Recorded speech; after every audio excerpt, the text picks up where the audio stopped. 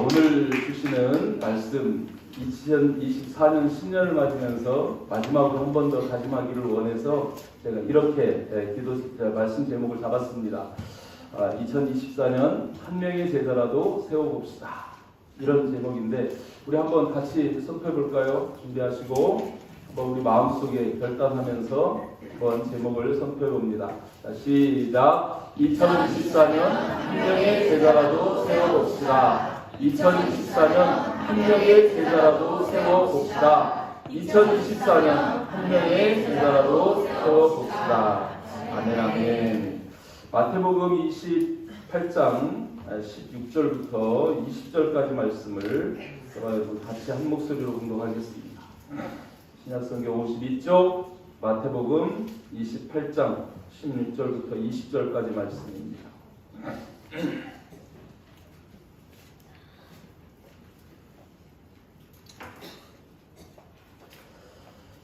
주님의 마음으로, 주님의 음성으로 우리가 같이 공독합니다. 자, 시작! 11 제자가 갈릴리에 가서 예수께서 지시하신 산에 이르러 예수를 배웠고 경배하나 아직도 의심하는 사람들이 있더라. 예수께서 나와 말씀하여 이르시되 하늘과 땅의 모든 권세를 내게 주셨으니 그러므로 너희는 가서 모든 민족을 제자로 삼아 아버지와 아들과 성령의 이름으로 세례를 베풀고 내가 너희에게 분부한 모든 것을 가르쳐 지키게 하라. 볼지어다 내가 세상 끝날까지 너희와 항상 함께 있으리라 하시니라. 아멘.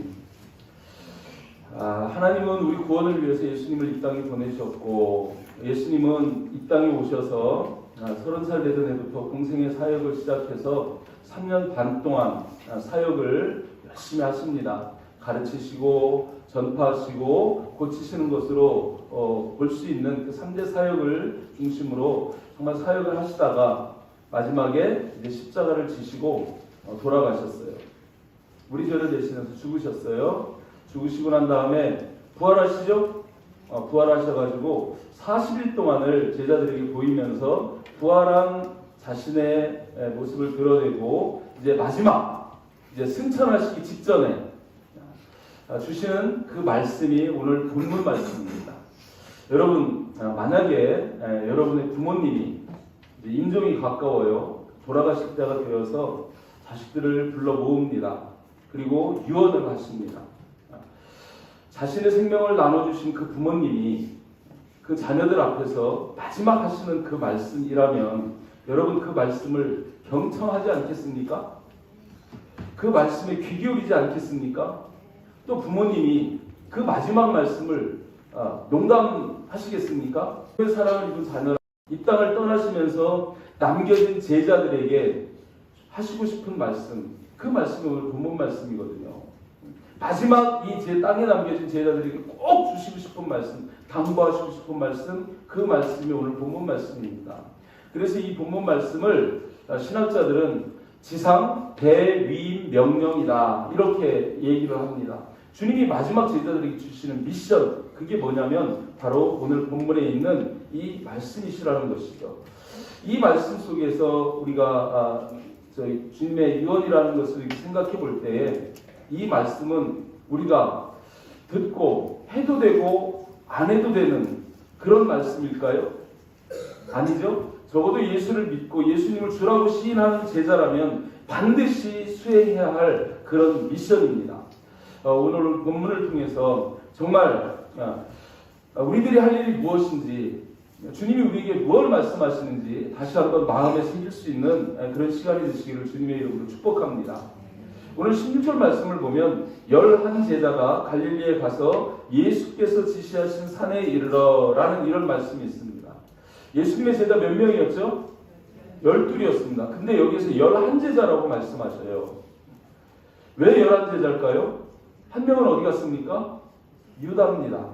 유다가 예수를 배신하고 자살했습니다. 그래서 한 명이 빠졌어요. 그래서 11 제자가 예수님께서 미리 말씀하신 그 갈릴리에 가서 예수께서 지시하신 산에 이르렀다는 거예요. 이렇게 11제자가 갔는데 뒤에 사도행전에 보면 1장 26절 말씀 볼 때 거기에서 제자 하나를 충원을 하죠. 사도들이 유다 대신 제자를 하나 세워야 되겠다. 그래서 요셉과 마띠아라는 두 사람을 택하고 그 중에 제비를 뽑아가지고 마띠아를 얻습니다. 그죠? 이 마띠아가 12제자의 숫자에 포함이 되지만 여기에서 마띠아라는 이름이 나오고 그 뒤로는 전혀 마띠아라는 이름이 안 나와요. 도대체 12번째 제자인 마띠아는 뭘 했는지, 어떤 사역을 했는지 하나도 안 나와요. 왜 그럴까요? 그리고 오늘 여기서 왜 11제자라고 말씀하실까요? 거기에는 감춰진 의미가 있다고 생각이 됩니다. 여기에서 11제자 뒤에 12제자가 되어야 하는 이 마띠아가 바로 저와 여러분들을 믿습니다. 우리가 예수님의 12제자가 되어야 되는 것이죠. 그래서 오늘 본문에서 너희는 이라고 말씀하면서 명목상으로는 11제자에 대한 말씀이지만 지금 이 시대 우리를 12제자에 포함시켜서 우리에게 너희는 이라고 12번째 제자들에게도 동일한 이 미션을 지금 주신다. 이렇게 생각해 볼 수 있습니다. 저와 여러분 12번째 제자인 것을 믿으시기를 바랍니다. 루터가 종교개혁을 할 때에 그가 주장했던 이론 중에 하나가 뭐냐면 만인 제사장 설입니다. 예수를 믿는 자는 모두가 제사장이고 모두가 예수님의 제자다. 이런 말씀이에요. 믿으십니까? 특별히 베드로전서 2장 9절 말씀을 볼 때 거기에서 이렇게 말씀합니다. 그러나 너희는 우리들을 가리켜서 말씀하시기를 너희는 택하신 족속이요 왕같은 제사장들이요. 아멘. 이 말씀에 근거해서 지금 이 자리에 앉아 계신 저와 여러분들은 예외 없이 예수님의 12제자요 왕같은 제사장인 줄 믿으시기를 바랍니다. 이렇게 거룩한 나라로 그의 소유가 된 백성으로 우리를 불러내신 이유가 뭐냐면 이는 목적이 있어요. 그의 기이한 빛에 들어가게 하시니 아름다운 덕을 선포하게 하려 하십니다. 저와 여러분들이 예수 그리스도의 그 구원의 은혜를 복음을 전하고 선포하게 하려고 우리를 12번째 제자로 제사장으로 삼으셨다는 거예요. 아멘. 목적은 바로 그것입니다. 우리 모두가 예수 그리스도의 복음을 전하는 그런 제자로 부름받은 자입니다. 아멘. 그렇다면 복음을 전하는 제자로서 복음이 무엇인지는 우리가 분명히 알아야 하지 않겠습니까? 여러분 복음이 뭡니까? 복음은 여러분 어려운 게 아니고요. 늘 우리가 믿는 게 복음이에요. 우리가 복음을 믿습니다. 아멘. 우리가 믿는 바가 뭐라고요? 예수 그리스도의 십자가에서 대속의 죽으심과 그의 부활하심과 그가 다시 오실 것을 믿는 것이 믿음이고 그것이 복음입니다. 아멘. 분명하게 여러분 정리하시길 바랍니다. 뭘 믿어요? 그걸 말씀하십시오. 대속의 죽으심, 우리를 위해서 대속하셨어. 대속에 죽으셨어. 그리고 그분은 사망 권세를 이기시고 부활하셨어. 그 주님이 우리 구원을 이루기 위해서 다시 오실 거야. 이것을 믿는 것이 바로 믿음이고 그것을 전하는 것이 복음을 전하는 겁니다. 아멘. 그것을 데살로니가전서 4장 14절 말씀을 볼 때 거기에서 이렇게 정리가 되어 있어요. 우리가 예수께서 죽으셨다가 다시 살아나심을, 대속의 죽음을 죽으셨다가 다시 살아나신 부활하심을 믿을진대 이와 같이 예수 안에 사는 자들도 하나님 그와 함께 데리고 오시리라. 이 말씀 속에는 대속의 죽으심, 부활, 재림까지 다 들어있죠. 그죠? 이 말씀 한 절 정도는 여러분 기억하시고 또 암송하셨으면 좋겠어요. 이렇게 복음은 이런 것인데, 그렇다면 복음을 전하는 제자는 어떤 사람입니까? 제자는 누가 제자일까요? 제자는요, 성경에서 딱 두 가지 조건을 이야기합니다. 하나는 자기 부인이에요. 하나는 자기 십자가를 지는 자가 제자라고 그렇게 말씀합니다. 마태복음 16장 24절에서 예수께서 친히 말씀하시죠. 예수께서 제자들에게 이르시되 누구든지 여기에 있는 여러분 다 포함해서 나를 따라오려거든, 예수님을 따르는 자가 제자인데 예수님을 따라가려면 어떻게 하라고요? 첫 번째, 자기를 부인하고, 두 번째, 자기 십자가를 지고, 그리고 나를 따를 것이니라. 이 두 가지를 말씀하는, 이게 제자도예요. 자기 부인, 자기 십자가를 지는 것, 이것이 제자도입니다. 오늘 말씀에 정말 우리가 제자 삼는 그 말씀을 하는데, 제자를 삼으려면 저와 여러분들이 먼저 제자가 되어야 하기 때문에 이 말씀을 드리는 거예요. 내가 제자가 되지 못하면 나를 통해서 제자가 세워질 수 없습니다. 아멘? 내가 제자가 되어야 나와 같은 제자가 세워질 수 있는 거예요. 그래서 이 복음에 대한 것, 제자에 대한 것 분명하게 우리 마음속에 새길 수 있기를 주님의 이름으로 축복합니다. 이 교회 안에는 예수님을 다 따르잖아요. 여러분도 다 따르잖아요. 그런데 예수님을 따르는 교회 안의 성도들은 크게 보면 세 부류로 나눌 수가 있습니다. 첫 번째는 무리예요. 두 번째는 신자입니다. 세 번째는 제자입니다. 자, 나는 어디에 속하는지 잘 생각해 보시기 바랍니다. 무리는 어떤 사람들입니까? 오병이어의 기적처럼 예수님께서 그들을 위해서 먹이시고 병 고쳐주시고 자기 필요를 채우는 것에 급급해서 자기가 중심이 되어가지고 예수님에게 무조건 달라, 도와달라, 먹여달라, 입혀달라, 내 필요한 걸 채워달라, 예수를 종처럼 부리면서 예수님 따라다니는 사람이 무리예요. 그들은요, 자기 필요가 딱 채워지면은요, 언제든지 예수님을 떠날 수 있는 사람들입니다. 우리 중에는 그런 분 없으시겠죠? 사실은 그렇게 출발하는 거예요. 무리로부터 출발을 하는 거기 때문에 나쁜 건 아니에요. 안 따라다니는 사람보다 따라오는 사람이 그래도 낫지요. 신자는 어떤 사람입니까? 예수님을 주라고, 내 생명이 주라고 고백하고 마음으로 믿는데요. 뭐가 부족한 사람이냐면 헌신이 안 되는 사람입니다. 주님 앞에 헌신은 못해요. 예수 믿는다고 해요. 주님 앞에 나오기는 해요. 입으로 주여 주여 합니다. 그런데 헌신은 못해요. 신자예요. 그저 믿는 자예요. 믿고 나 하나의 구원에 만족하는 사람이, 그 사람이 신자라고 이렇게 볼 수 있습니다. 성경에서 신자 되기 원합니다. 저는 그 찬송 별로 안 좋아해요. 뭐가 되기를 원해야 할까요? 내가 무리라면 무리에서 신자가 되고, 신자에서 결국 어디까지 가야 돼요? 제자까지 가야 됩니다. 아멘. 우리 하나가 되는 교회 모든 가족들은 다 제자가 되시기를 주님의 이름으로 축복합니다. 이 제자는 어떤 사람이냐면 그리스도가 왕이세요. 그분의 비전이 내 비전이 됩니다. 그래서 그분의 비전을 따라서 그분의 뜻이라면 내 생명까지도 기꺼이 내어드릴 수 있는 그런 사람이 제자예요. 예수님의 제자들을 보듯이 예수님의 제자들이 그러지 않았습니까? 하나님 나라를 위해서, 복음 전파를 위해서 자신의 생명들을 기꺼이 그 복음 앞에 내어드릴 수 있었던 자들, 그들이 제자입니다. 지금 오늘 우리가 이 제자가 되고 제자를 삼자 하는 것은 바로 그런 것을 말씀합니다. 그런데 오늘 본문에 있는 이 11제자, 본문에 지칭된 이 11제자는 참 제자는 아직 아닙니다. 왜 그래요? 그 다음 말씀이 나와요. 17절 말씀 보면 예수를 배웠고 경배하나 아직도 의심하는 사람들이 있더라. 11제자 중에 예수를 배웠고 경배를 한대요. 왜 경배할까요? 예수님을 보니 십자가에서 죽으셨는데 부활하셨거든요. 분명히 하나님의 아들이시거든요. 그분이 말씀하실 때 그러니 이제 예수님은 경배의 대상이 되니 그분 앞에 경배하지만, 경배하면서도, 예배하면서도 마음속에는 저분이 진짜 그 예수님 맞아?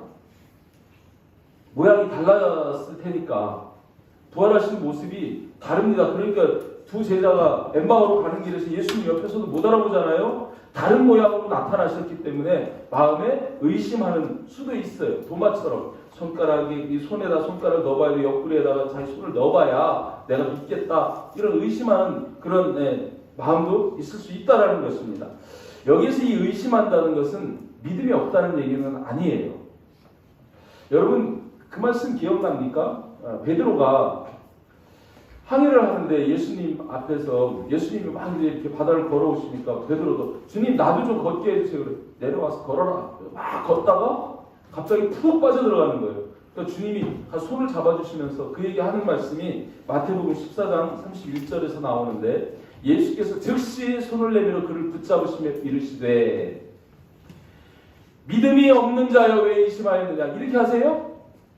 믿음이 작은 자요. 우리의 믿음은 다 이렇게 작기도 하고 크기도 합니다.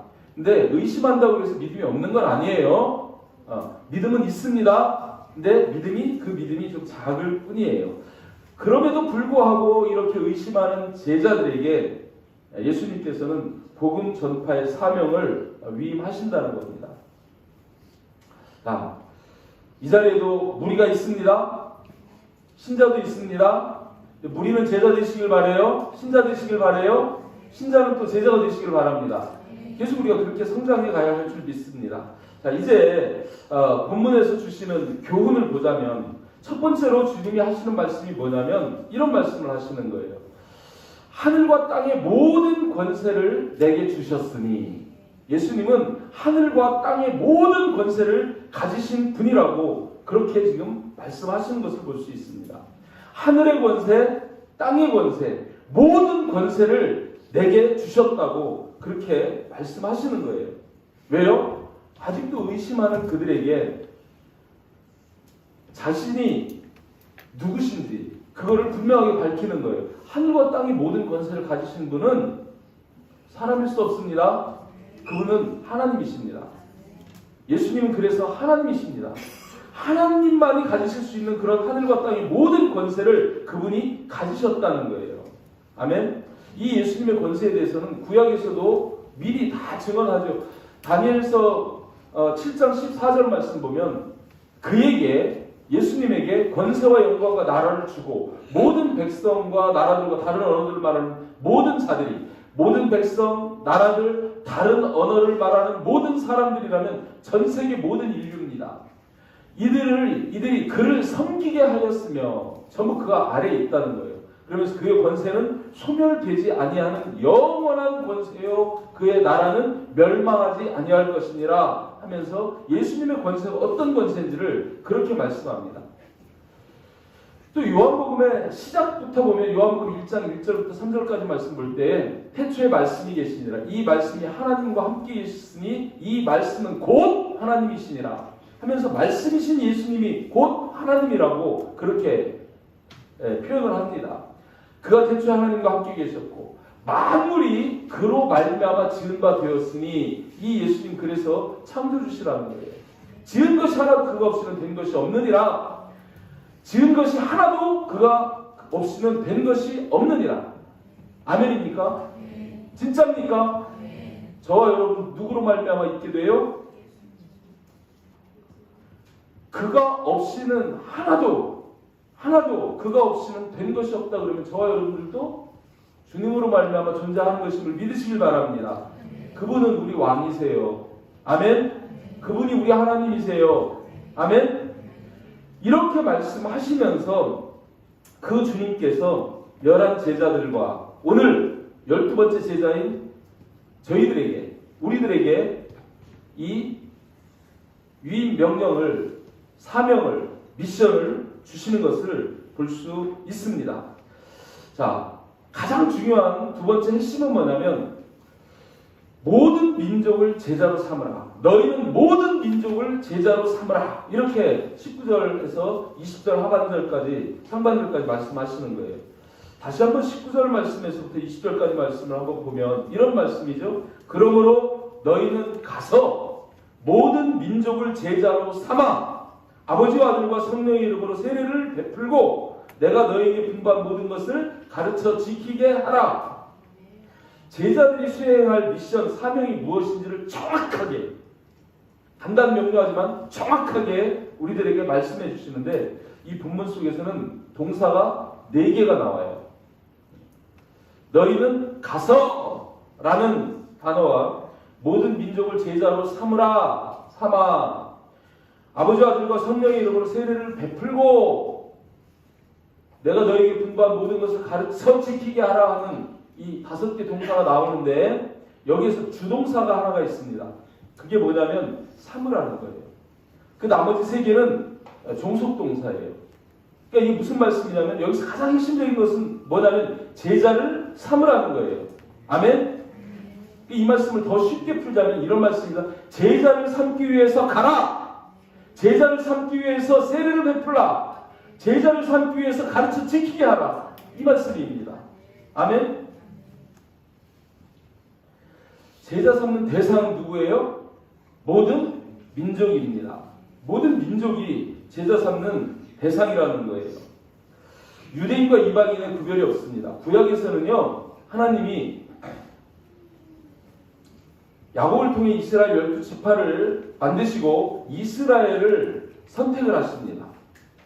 힘없고 미약한 민족이지만 그들을 하나님이 예정하시고 선택하셔서 하나님의 선민이 되게 하시는 거예요. 그런데 신약시대에 오면 이 예정과 선택이 저는 인정을 안 합니다. 많은 목사님들이 신약시대도 이 예정과 선택을 말씀하시는데 저는 성경을 볼 때 그게 아니에요.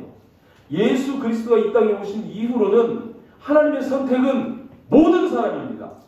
모든 민족입니다. 아멘. 여기에서도 모든 민족이라고 말씀하시고 그들에게 가서 제자 삼으라고 그렇게 말씀하시지 않습니까? 디모데전서 2장 4절 말씀을 볼 때도 여기서 이런 말씀하시죠. 하나님의 그 갈망이 무엇이냐면, 하나님의 소원이 무엇이냐면, 하나님은 원하시느니라. 하나님이 원하시는데 뭘 원하시냐면 모든 사람이 구원을 받으며 진리를 아는 데 이르기를 원하신다는 거예요. 그래서 이 신약시대는 모든 사람이 다 하나님의 선택받은 자라고 이렇게 봐야 말이 되는 거죠. 그죠? 예외가 없습니다. 하나님은 모든 사람이 구원 얻기를 원하셔서 예수 그리스도 통해서 예외 없이 여기 앉아 계신 우리들이나 저 밖에 있는 사람도 다 하나님께서는 구원받기를 원하는 하나님께서 택하신 백성들인 줄을 믿으시기를 주님의 이름으로 축복합니다. 이렇게 모든 민족, 모든 사람이 구원을 받는 대상인데 이들을 제자 삼기 위해서 어떻게 하라고요? 첫 번째는 가라는 거예요. 가라. 여기에서 가라는 것은 한 번만 가라는 게 아니고 지속적으로 어디든지 끊임없이 가라는 그런 동사입니다. 여러분 어디로 가시겠습니까? 제일 먼저는 예루살렘으로 가셔야죠.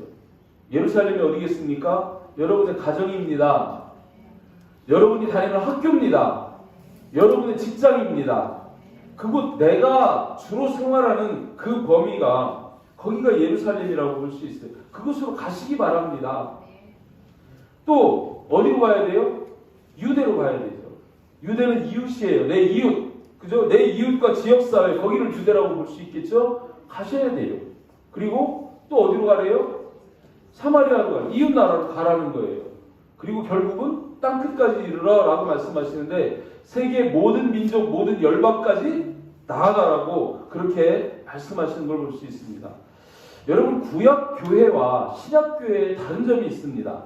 구약 교회는 어떤 교회냐면 에클레시아 불러 모으다 모아요. 교회로 모으는 거예요. 불러 모아서 교회가 이루어지는 거예요. 근데 신약 교회는요 예수님이 이 말씀을 근거로 볼 때 에클레시아 불러 모으는 교회가 아니라 디아스포라 흩어져서 전파하는 교회가 돼야 맞습니다. 아멘? 가라는 거예요. 주님은 흩어지라는 거예요. 흩어져서 그들이 예루살렘에서 막 그냥 자기들끼리 그냥 모여서 있으니까 예수님이 어떻게 하세요? 스데반을 통해 가지고 그의 순교를 통해서 온 열방을 흩어버리시잖아요. 우리 그걸 깨달아야 할 줄 믿습니다. 지금 오랜 시간이 지나면서 이 교회들이 오라구조로 지금 많이 변했어요. 기다려요. 그냥 교회로 오라 하는데 우리는 가라구조의 셀교회입니다. 셀교회는 가는 구조예요. 전통교회들은 앉아서 오라 하지만 우리 셀교회는 가는 거예요. 가서 전도하고 가서 제자 삼는 교회가 셀교회입니다. 우리 교회가 그런 교회인 줄 믿으십니까? 가야 돼요. 그러면 가야 되는 거예요. 학교 가서 막 우리 어린이들도 학교 가서 친구들 전도해야 됩니다. 그리고 오늘도 한 명 데리고 오고 다음 주에도 데려오고 막 가서 데리고 오는 거예요. 그죠? 가면 있습니다. 안 가면 없어요. 앉아서 기다리는 거는요 주님의 뜻이 아닙니다. 그래서 주님은 가라고 말씀하시는 거예요. 사도 바울처럼 사도 바울은 이 복음을 들고 온 땅 열방으로 나갔습니다. 나가서 전도하고 선교하는 그런 것을 볼 수 있는 것이죠. 셀교회는 전도하는 교회입니다. 셀교회는 선교하는 교회입니다. 교회인데 전도하지 않아요? 선교하지 않아요? 그런 교회는 교회가 아닙니다. 주님 몸에 붙어있는 참 가지가 아니라는 거예요. 그죠? 주님은 그런 교회를 기뻐하시지 않습니다. 자, 제자 삼는 방법 첫 번째는 가는 거예요. 가시기를 축복합니다. 두 번째는 뭐예요? 세례를 베풀라. 아버지와 아들과 성령의 이름으로 세례를 베풀고 라고 이렇게 말씀하십니다. 여러분, 세례는 몇 가지가 있어요? 하나입니까? 두 개입니다. 어떤 세례입니까? 물 세례가 있고 성령 세례가 있습니다. 그죠? 우리가 가서 전도하고 그래서 그 사람이 믿고 그리고 회개하고 회개의 증표로 세례를 받는 것, 이것은 물 세례예요. 그죠? 죄사함을 받게 하는 회개의 세례가 이 물 세례입니다. 근데 이 세례만 가지고 충분할까요? 뭐를 받아야 돼요? 성령 세례를 받아야 돼요. 반드시 성령 세례를 받아야 합니다. 왜요? 요한복음의 3장 5절에서 예수님께서 니고데모를 세워놓고 그에게 하시는 말씀이 이 말씀이거든요. 여기서 뭐라고 말씀하시냐면 예수께서 대답하시되 진실로 진실로라고 토를 다시는 건 뭐예요? 너무 이거는 분명한 말씀이고 꼭 이래야만 되기 때문에 주님이 진실로 진실로라고 한 번도 아니고 두 번씩 말씀하시면서 이렇게 말씀하죠. 사람이 물과 물세례 받아야 되고 물과 성령으로 거듭나지 아니하면, 성령 세례 받고 거듭나지 아니하면 하나님 나라에 들어갈 수 있다 없다? 없다. 아니, 우리가 하나님 나라를 소망하는데 성령으로 거듭나지 않으면 하나님 나라를 못 들어간다는 거예요. 그러니까 하나님 들어가는데 필수적인 것이 무엇이냐면 성령 세례입니다. 아멘? 여러분, 교회에서 우리가 세례를 주죠. 여기서도 지금 너희는 가서 아버지와 아들과 성령의 이름으로 세례를 베풀고, 우리 교회에서도 세례를 줘요. 그 세례 여러분 그냥 아무렇게나 받지 마시고 귀하게 받으시길 바랍니다. 마태복음 16장 19절 말씀에 보면은요, 이런 말씀하셔요.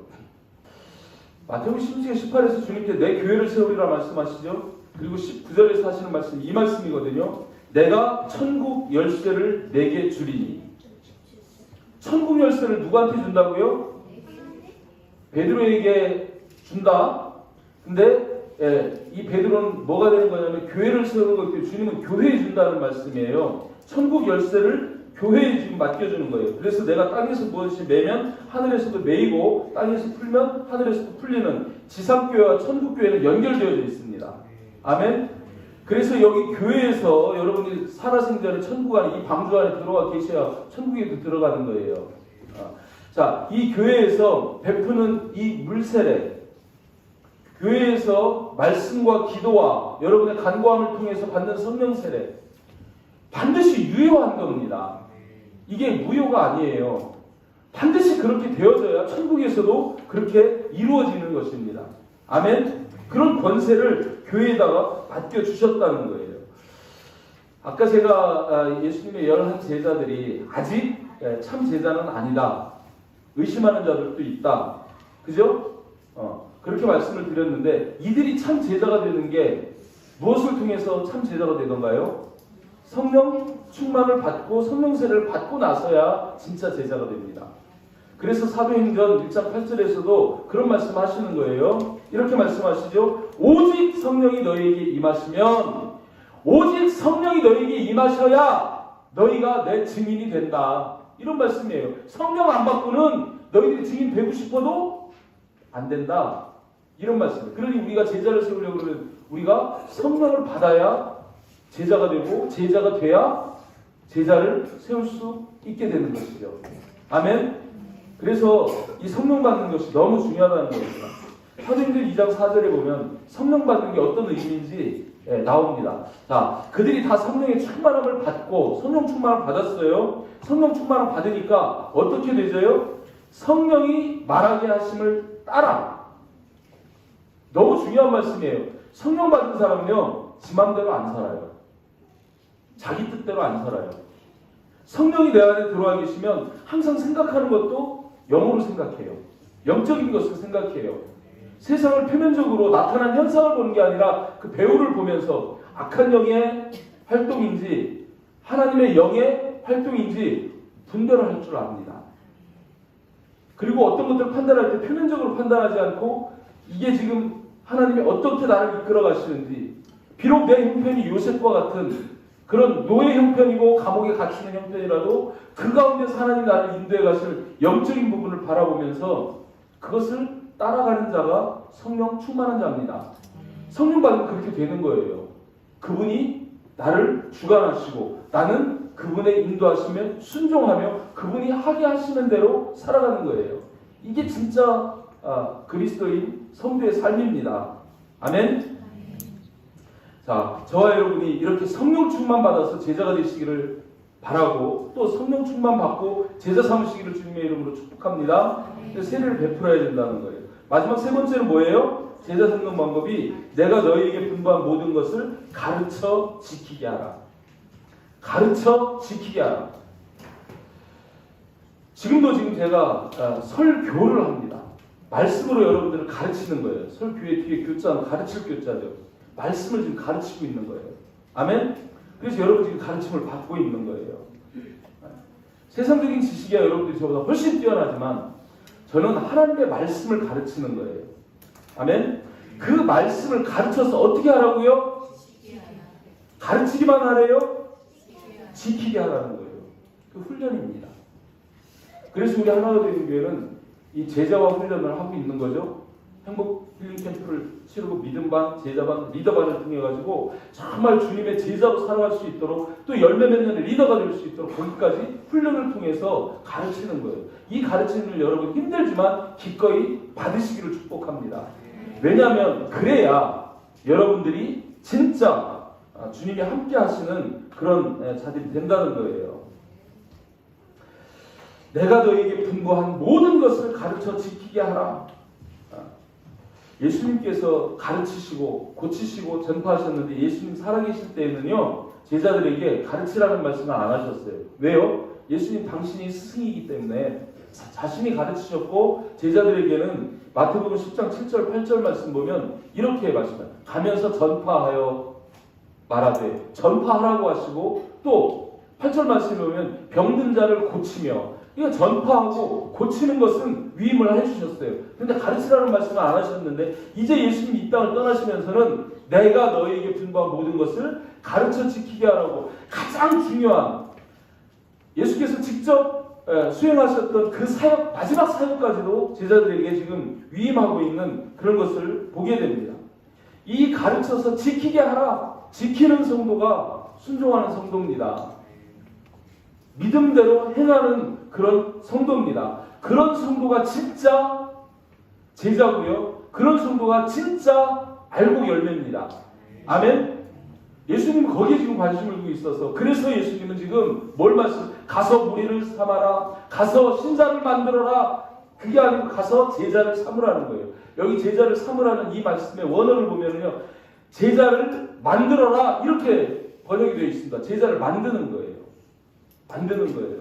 뭐를 통해서 만들어요? 가르치고 훈련을 통해서 그런 제자를 만든다는 것입니다. 여러분 흔히 제가 여러분 자주 말씀드리지만 사과나무의 열매는 뭐예요?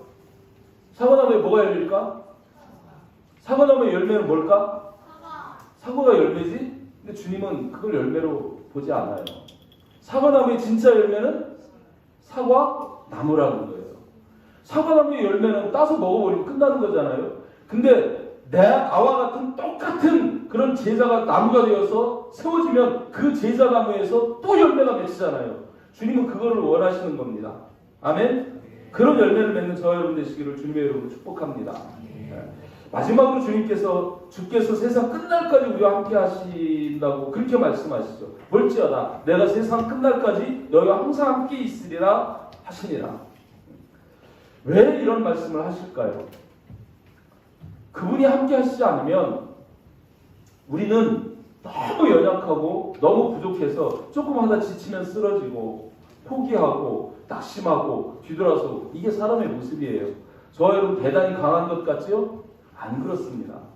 우리 마음은요 상황에 따라서 확 바뀌어요. 조금씩 바뀌는 것도 아니고요 확 바뀌어요. 저도 느낍니다. 좋아요. 평소에 좋아요. 근데 어느 순간에 한번 뭔가 감당 못할 자극이 오면은요 확 바뀌어버립니다. 돌변합니다. 여러분 지금 건강하시니까 괜찮죠? 여러분이 중환자실에 딱 누워 계셔보세요. 지금 생각하고 거기에 누워서 하는 생각하고 같을 것 같습니까? 주님을 바라보는 시각이 똑같을 것 같습니까? 여러분 자녀가 생명이 경각에 달려있는 그 상황에 여러분이 놓였다고 한번 가정을 해보세요. 여러분 지금 여러분들이 주여 이렇게 부르는 거하고 그 상황에서 부르는 거하고 같을 것 같습니까? 전혀 다릅니다. 이렇듯 우리는 상황에 따라서 형편에 따라서 우리의 감정은 계속 바뀌는 거예요. 갈대처럼 왔다 갔다. 그 중심을 잡아주시는 분이 누구냐면 예수님이세요. 그 예수님이 내가 세상 끝날까지 너와 항상 함께 있으리라 이렇게 말씀하시는 이유는 너희들의 형편이 어떠하든 너희들이 나만 의지한다면 그리고 나만 따른다면 내가 너희를 통해서 직접 일할 거야. 그래서 예수님께서 말씀하시죠. 이 약속을 지키시기 위해서 승천하신 그 예수님은 자기의 영이신 성령을 보내주실 것을 약속하지 않습니까? 요한복음 14절, 16절, 17절 말씀 볼 때 거기에서 이런 약속을 하십니다. 내가 아버지께 구하겠으니 그가 또 다른 보혜사를 너희에게 주사 영원토록 너희와 함께 있게 하리니. 보혜사, 변호사. 보, 호흡하시고 해, 은혜 베푸시고 사, 길을 가르쳐 주시고 모든 것을 가르쳐 주시는 그 보혜사 성령을 우리에게 보내주셔서 우리와 함께 있게 하느니 그는 진리의 영이라. 예수의 영이라. 세상은 능히 그를 받지 못하나니 이는 그를 보지도 못하고 알지도 못함이라. 알지도 못한다는 건 믿지도 못한다는 거예요. 그러나 너희는 그를 아나니 그를 믿나니 그는 너희와 함께 거하심이요. 육체를 입고 오신 예수님, 몸밖에 예수님, 성령으로 오시는 그의 영이신 성령은 우리 안에 계시는 분. 그래서 여기서도 마지막에 뭐라고 말씀하셔요? 너희 속에 계시겠습니다. 그 성령은 우리 안에 인격적으로 임해 계시는 분이세요. 우리가 그분을 인정하고 그분을 의지하면 그분이 우리와 함께하면서 직접 그분이 일하시고 역사하신다는 겁니다. 믿으시길 바랍니다. 우리 교회에 이루어지는 일들이 사람의 능력으로 이루어지는 일 아니요. 만약에 그것이 사람의 능력으로 이루어진다면 그것은 우리 야망을 이루는 거예요. 주님의 비전이 있기 때문에 주님께서 친히 역사하십니다. 주님께서 친히 이루어 가십니다. 그거를 볼 수 있어야 합니다.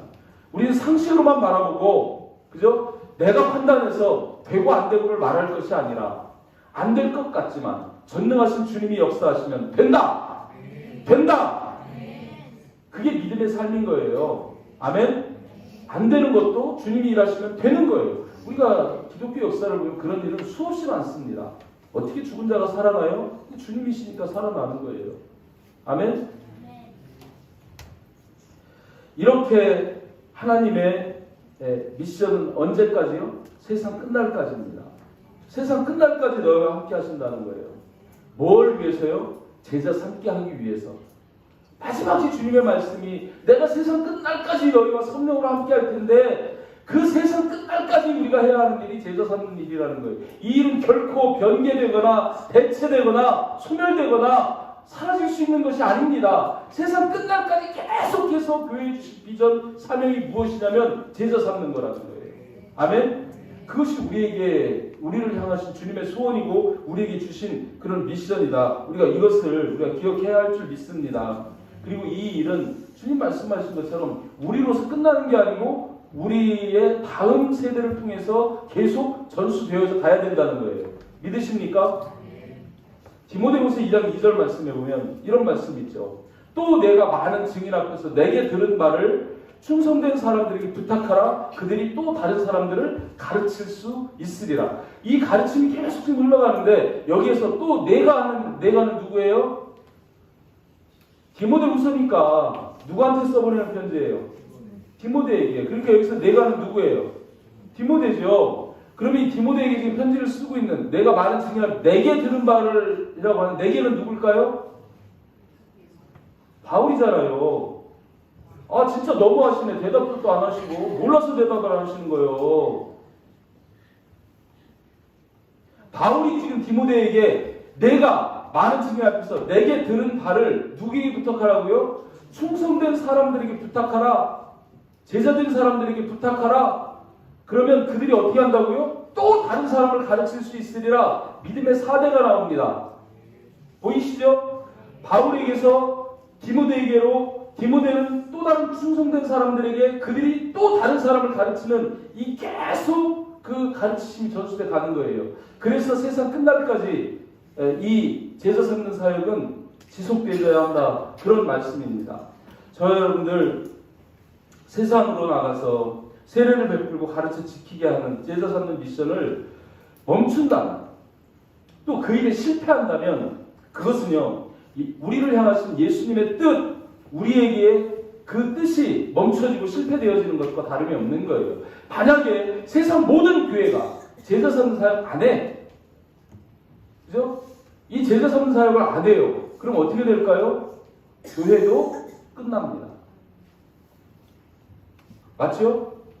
교회도 끝나는 거예요. 기독교는 이 땅에 소멸되고 말 것입니다. 그래서 예수님께서 우리에게만 맡겨주신 게 아니라 음부에 가서 못하지, 권세가 이기지 못한 이 교회가 지속되어져 끝날까지 이르러야 하기 때문에 내가 세상 끝날까지 너희와 함께하며 함께 일하고 함께 역사할 것을 약속하시는 것을 볼 수 있습니다. 꼭 기억하시기를 바랍니다. 예수님께서 승천하신 이후 주님이 다시 강림하실 때까지 그 사이의 시간은 제자 삼는 시간임을 명심하시기를 주님의 이름으로 축복합니다. 그 시간은 전도와 선교의 시간이라는 거예요. 아멘. 마태복음 10장 8절에서, 요한복음 10장 8절에서 주님이 이런 말씀도 하세요. 너희가 열매를 많이 맺으면, 제자 삼아서 열매를 많이 맺으면 내 아버지께서 영광을 받으실 것이요 너희는 내 제자가 되리라. 이걸 딱 뒤집으면 내 제자가 되려면 열매를 많이 맺는 자가 내 제자가 되는 것이다. 이렇게 말씀하시는 거예요. 아멘. 무리에서 신자로, 신자에서 제자가 되시기를 주님의 이름으로 축복합니다. 이 제자에게는 반드시 열매가 있어요. 그래서 우리가 제자를 세울 때, 셀 리더를 세울 때 열매 없는 자는 셀 리더로 절대 안 세웁니다. 왜요? 맡겨봐야 제자를 못 만들어요. 그런 사람은 리더가 될 자격이 없는 거예요. 근데 바보 같고 행정도 모자라고 다른 거 다 모자라는데 갖다 붙여만 놓으면 제자를 찾는 리더가 있어요. 그 사람이 리더입니다. 아멘. 주님이 원하시는 것은 저 랍비처럼 많이 배우고 제사장들처럼 신분적 지위가 높고 그런 사람을 제자 삼지 않으셨어요. 비록 갈릴리 바닷가에 불합무식한 베드로 같은 어부일지라도 주님은 순종하는 자를 통해서 열매 맺으시고 그들을 통해서 교회를 세워가시는 것을 볼 수 있습니다. 아멘. 성경에서는 말씀합니다. 바울도 그런 얘기를 해요. 여러분, 하늘나라 갔을 때 여러분의 면류관이 무엇인지 아십니까? 너희가 내 면류관이라고 바울이 그렇게 고백해요. 내가 전도하고 내가 양육하고 가르쳐서 제자 만든 너희가 내 면류관이요 내 영광이니라. 이렇게 말씀하시죠. 무슨 말씀이에요? 하늘에 가면 우리에게 주시는 그 면류관, 하나님의 상급은 열매에 달려 있습니다. 아멘. 그 열매가, 아름다운 열매가 얼마큼 풍성하냐가 우리의 면류관이 되는 거예요. 꼭 기억하시고 살아있는 시간 동안에 예수를 믿는 저와 여러분들이 정말 제자 삼는 일에 우리의 관심과 중심을 두시기를 주님의 이름으로 축복합니다. 2024년 이 한 해에 여러분, 제가 2014년 기도 제목을 그렇게 갖고 있거든요. 우리 하나가 되는 게 배가 되는 한 해. 선교도 배가가 되고 대안학교도 배가가 되고, 그죠? 또 예담학교도 배가가 되고, 우리 13개 셀이 전부 다 배가 되기를 주님의 이름으로 축복합니다. 그 비결이 뭐예요? 비결이 제자 삼는 거예요. 아멘? 가서 전하고 제자 삼는 것이 비결입니다. 그렇게 돼서 2024년 후반기에 가면 9시 예배, 11시 예배가 있기를 원합니다. 2부 예배로 나눠야 될 정도로 배가가 되면 그렇게 돼야 되지 않겠습니까?